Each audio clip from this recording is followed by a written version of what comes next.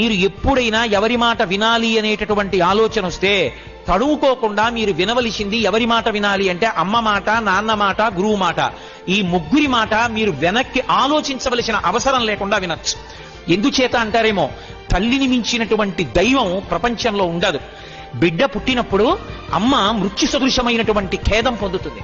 అమ్మని హాస్పిటల్లోకి తీసుకెడుతుంటే బ్రతకచ్చు, బ్రతకకపోవచ్చు. ఒక్కొక్కసారి అసలు ప్రమాదకరమైన సంఘటన జరిగితే బిడ్డ పుట్టి తల్లి చచ్చిపోవచ్చు. ఆమె శరీరంలో ఉన్న నెత్తురు ఎంతో ఓడిపోవచ్చు. ఆమెకి అనేకమైన వ్యాధులు రావచ్చు. హాస్పిటల్లో దగ్గరలో ఉండొచ్చు, ఉండకపోవచ్చు.